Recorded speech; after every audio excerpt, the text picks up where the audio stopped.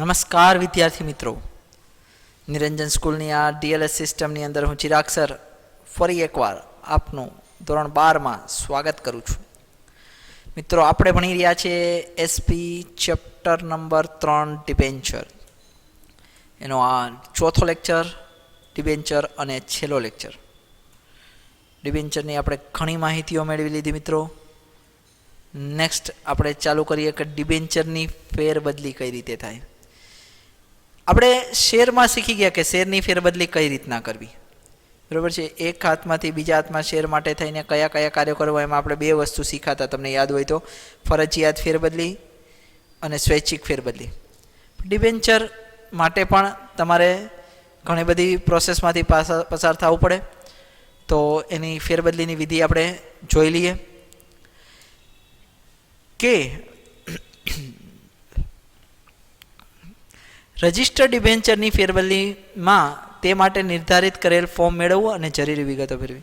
માની લો કે મારી પાસે કંપનીના ડિબેન્ચર છે, મારે કોઈને દેવા છે.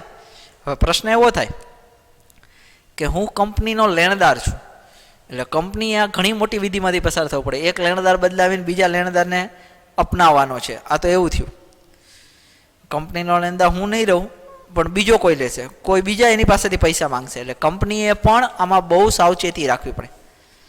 તો તે માટે નિર્ધારિત કરેલું ફોર્મ મેળવવું અને એમાં જરૂરી વિગતો આપણે ભરીને દેવાની. ડિબેન્ચર વેચનાર અને ખરીદનાર બંને પક્ષકારોના નામ, જે ખરીદવા માંગે છે અને જે વેચવા માંગે છે, બંનેના નામ, સરનામા, ડિબેન્ચરની વિગત, પ્રમાણપત્ર નંબર, ક્રમ, ડિબેન્ચરની સંખ્યા, ડિબેન્ચરની કિંમતની વિગતો દર્શાવવામાં આવે છે અને બંને પક્ષકારો તેમાં શું કરે છે? સહી. બધી વસ્તુ, બંને પક્ષકારના નામ, સરનામા, ડિબેન્ચરની વિગત, કેવા પ્રકારના છે, ગીરો ડિબેન્ચર છે, રૂપાંતર પાત્ર છે, અંશતઃ રૂપાંતર પાત્ર છે, બિન રૂપાંતર પાત્ર છે, કેવા છે એ, પ્રમાણપત્ર નંબર, એને જે નંબર આપેલો હોય ડિબેન્ચરનો એ, એનો ક્રમ, કેટલા ડિબેન્ચર, ડિબેન્ચરની સંખ્યા, એની કિંમત કેટલી છે, બધું દર્શાવવામાં આવે છે. અને બંને પક્ષકારો નીચે શું કરે છે? સહી. કે આથી હું મંજૂરી આપું છું કે મારા ડિબેન્ચર આ વ્યક્તિને ટ્રાન્સફર કરી આપો, અને બીજા વ્યક્તિ સ્વીકારે છે. ડિબેન્ચર વેચનાર પોતે સ્વૈચ્છિક રીતે ડિબેન્ચર વેચેલ છે તે જણાવી બીજી સહી કરવી પડે છે. એટલે મેં તમને કીધું એમ, મંજૂરી માટેની સહી અલગ, કે હું સ્વૈચ્છિક મંજૂરી આપું છું કે હવેથી કંપનીના ડિબેન્ચર હોલ્ડર એટલે લેણદાર તરીકે હું નહીં, આ વ્યક્તિ રહેશે. નેક્સ્ટ, ડિબેન્ચર પ્રમાણપત્ર અને ફેરબદલી ફોર્મ કંપની રજિસ્ટર ઓફિસે રજૂ કરવામાં આવે છે. કંપની રજિસ્ટર ઓફિસે રજૂ થઈ જાય કે ભાઈ આ પ્રમાણપત્ર આવી ગયું છે, ફેરબદલી ફોર્મ આવી ગયું છે, આ વ્યક્તિઓના ડિબેન્ચર ફેરબદલી કરવાના છે. અને ત્યાર પછી આપણને ખબર છે મિત્રો, શું કરીએ આપણે? તો કે સભા બોલાવવાની થશે હમણાં, પણ એ પહેલાં કે ફોર્મની વિગતો, પ્રમાણપત્રની ચકાસણી, નમૂનાની સહીની સરખામણી કરશે. કોણ કરશે? તો કે સેક્રેટરી કરશે, કારણ સેક્રેટરીએ જ કરવાનું છે. જે ફોર્મ આવ્યું છે એની વિગતો, જે પ્રમાણપત્ર આવ્યું છે એની ચકાસણી અને નમૂનાની સહી આ પ્રમાણપત્ર મુજબની છે કે નહીં ચેક કરશે. પ્રવર્તમાન કાયદા અનુસાર જરૂરી સ્ટેમ્પ ડ્યુટી ભરેલ છે કે નહીં. તમે ફેરબદલી કરો એટલે સ્ટેમ્પ ડ્યુટી ચૂકવવી પડે, પછી વેચનાર ચૂકવે કે ખરીદનાર, એ બે વે સમજવાનું. સ્ટેમ્પ ડ્યુટી ભરવી, તેની તપાસ કરી ફેરબદલી રજિસ્ટરમાં પણ નોંધ કરશે કે હા ભાઈ હવે આપણે ડિબેન્ચર ટ્રાન્સફર કરી આપવાના છે, તો ડિબેન્ચર ફેરબદલી પત્રક અલગ રાખવામાં આવેલું, એમાં નોંધ થશે.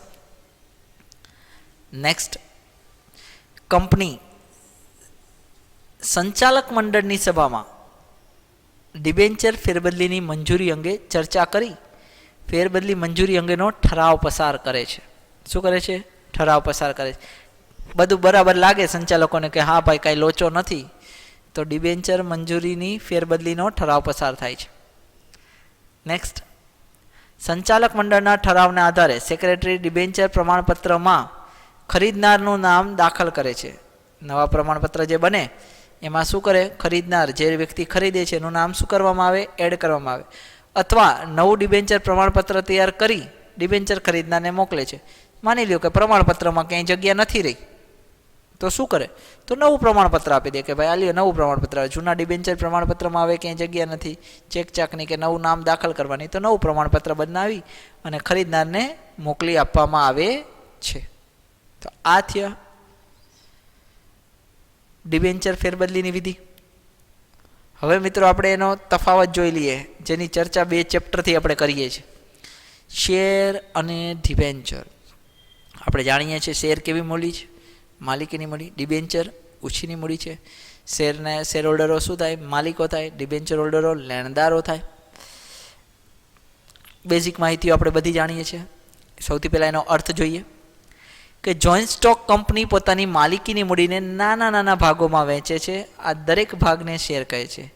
જે કટકા કરી અને અલગ અલગ શેર હોલ્ડરોને આપવામાં આવે એને શેર તરીકે ઓળખવામાં આવે છે.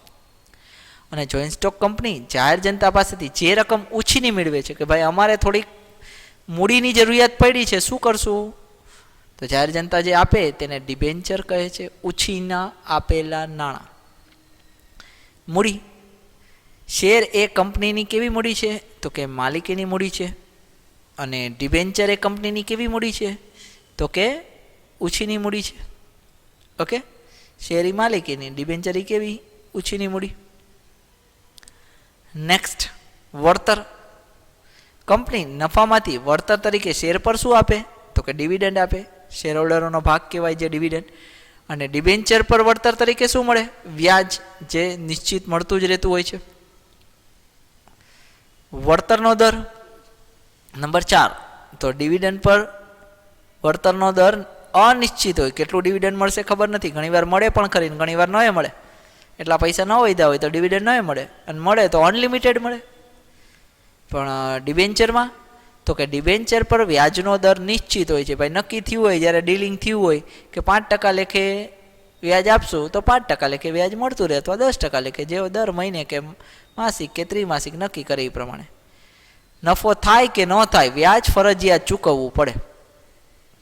આપણે લોકડાઉન થાય તો એ લોનનું વ્યાજ તો ચૂકવવું જ પડે જ ને ભાઈ. કોઈ માફ નથી કરતું. લેટ કરી દે, માફ કોઈ નથી કરતું. ઓકે. માલિકી. શેર હોલ્ડર એ કંપનીનો શું છે? માલિક છે. અને ડિબેન્ચર હોલ્ડર એ કંપનીનો શું છે? તો કે લેણદાર છે. જોખમ. સૌથી વધારે જોખમ કેમાં? બટ ઓબ્વિયસ, શેરમાં. શેરમાં જોખમનું પ્રમાણ વધારે જોવા મળે છે, કારણ કે ઘણીવાર નુકસાની થાય તો કાંઈ મળે નહીં, ડિવિડન્ડને કાંઈ ન મળે. રિસ્ક લેવું પડે. રિસ્ક ડર કે આગે જીતે. રિસ્ક લ્યો તો જીતો. અને ડિબેન્ચરમાં જોખમનું પ્રમાણ ઓછું જોવા મળે છે. સિક્યોરિટી માટે ઘણા લોકો કરતા હોય છે કે ભાઈ આટલા પૈસા પડ્યા છે, ભલે ને ઉછીના દઈ દઈએ, વ્યાજ તો મળતું રહેશે ને નિશ્ચિત, અમે કંઈ કામના નથી. મતાધિકાર. મિત્રો આપણે જાણીએ છીએ શેર પર જેની પાસે શેર હોય, જે શેર હોલ્ડર, એને મત આપવાનો અધિકાર છે, સંચાલકો ચૂંટવાનો અધિકાર છે. પણ ડિબેન્ચર હોલ્ડરોને એવો કોઈ અધિકાર મળતો નથી. Next, stamp duty. કંપનીનામાં શેર ફેરબદલી ઉપર ઓછી સ્ટેમ્પ ડ્યુટી ભરવી પડે છે, કારણ કે એ કંપનીના માલિકો છે, એટલે સ્ટેમ્પ ડ્યુટી કેવી હોય? ઓછી. અને ડિબેન્ચરની ફેરબદલીમાં સ્ટેમ્પ ડ્યુટી વધુ ભરવી પડે છે, કારણ કે મિત્રો પ્રશ્ન એવા થાય કે એક લેણદાર બદલાવીને બીજો લેણદાર ગોઠવવાનો છે, કોણ કેવા હોય કેમ નક્કી થાય? તો એના માટે ઓછી સ્ટેમ્પ ડ્યુટી રાખવામાં આવે છે. નાણાં પરત મેળવવા. મિત્રો આ મસ્ત પોઈન્ટ છે. કંપની જ્યાં સુધી કાયદેસર રીતે હયાત છે, કાયદેસર રીતે જીવંત વ્યક્તિ છે, ત્યાં સુધી શેરના નાણાં પરત કરી શકતી નથી. ત્યાં સુધી કોઈ શેર હોલ્ડરને પોતાના નાણાં એને કોઈ બીજાને દઈ દેવા તો વાત અલગ છે, પણ કંપની પરત કરતી નથી. કંપની વિસર્જન સમયે સૌથી છેલ્લે મૂડી પરત મેળવવાનો હક શેર હોલ્ડર ધરાવે છે. જો એનું વિસર્જન થાય તો સૌથી છેલ્લો હક એનો છે. પહેલાં બેંક લોન પૂરી થાય, ડિબેન્ચર હોલ્ડરોને પૈસા ચૂકવાય, પ્રેફરન્સ શેર હોલ્ડરોને એના નાણાં ચૂકવાય, ત્યારબાદ કંઈક વધે ઘટે તો શેર માલિકોને મળે, ઇક્વિટી શેર હોલ્ડરોને, અધરવાઇઝ કાંઈ નહીં, ઠન ગોપાલ. જ્યારે ડિબેન્ચરમાં તો ડિબેન્ચરના પ્રકાર મુજબ કંપની નાણાં પરત કરી શકે છે, જો એના નિયમનના પ્રકાર નક્કી થયા. ગીરો ડિબેન્ચર હોય તો અમુક વર્ષના અંતે, પછી બિન રૂપાંતર પાત્ર હોય તો જ્યારે સમય નક્કી થયો હોય ત્યારે, અને કંપની વિસર્જન સમયે નાણાં પરત મેળવવાનો પ્રથમ હંક ડિબેન્ચર. પણ માની લો વચ્ચે બંધ થઈ ગયો તો કંપની, તો સૌથી પહેલાં ડિબેન્ચર હોલ્ડરોને એના નાણાં ચૂકવાતા હોય છે. મિલકત પર બોજ. હવે મિલકત પર કોઈ પણ પ્રકારનો બોજ શેરમાં ન ઊભો થાય, કારણ કે શેર જ માલિકીની મૂડી છે. તો એ કે ઉછીના કોઈને દીધા હોય કે ભાઈ આ લ્યો ઉછીના લઈને શેર લ્યો, એવું તો થાય નહીં. માલિકીની મૂડી પર બોજ હોય નહીં. પણ ડિબેન્ચરમાં મિલકત પર બોજ ઊભો કરવામાં આવે છે. મેં તમને આની પહેલાં એ સ્થિર બોજને તરતો બોજ સમજાવી દીધો છે. તો ઉછીના લીધા છે એટલે બોજ ઊભો કરવો પડે છે કે ભાઈ ગીરવે મૂકી અને ડિબેન્ચર મેળવે છે. મૂડીમાંથી ચૂકવણી. મિત્રો, કંપનીની મૂડીમાંથી શેર પર ડિવિડન્ડ આપી શકાતું નથી. ધ મોસ્ટ ટાઈમ પોઈન્ટ છે કે કંપની પોતાની માલિકીની મૂડી એટલે કે જે સ્પેરમાં મૂડી રાખી એમાંથી ડિવિડન્ડ ના આપી શકે. માની લો કે અનામત તરીકે અમુક ભંડોળ કંપનીએ સાચવું છે, તો એમાંથી એમ કે હાલો ડિવિડન્ડ આપવું શેર હોલ્ડરોને આ વર્ષે, તો ન આપી શકાય. નફામાંથી જ આપી શકાય. પણ ડિબેન્ચરનું જોગવાઈ પ્રમાણે મૂડીમાંથી આપી શકાય. માની લો કે આ વખતે એટલો નફો નથી થયો, વ્યાજ ચૂકવવામાં તકલીફ થાય એમ છે, તો જે અંગત મૂડી પડી હોય છે એમાંથી એ વ્યાજ ચૂકવવું પડે છે, આપી શકે છે. એટલે ડિબેન્ચર હોલ્ડરોને કોઈ તકલીફ પડે નહીં. અંકુશ નંબર 12, શેર હોલ્ડરો કંપનીના વહીવટ પર અંકુશ ધરાવે છે. બધો અંકુશ શેર હોલ્ડરોનો હોય છે. ગમે ત્યારે બધા દસ્તાવેજો પણ ચકાસી શકે છે. પણ ડિબેન્ચર ધારકો કંપનીના વહીવટ પર અંકુશ ધરાવતા નથી. કંપનીના કોઈ પણ વહીવટ પર ડિબેન્ચર ધારકોનો અંકુશ નથી. પણ તેમના હિતના રક્ષણ માટે કોની જરૂર પડે?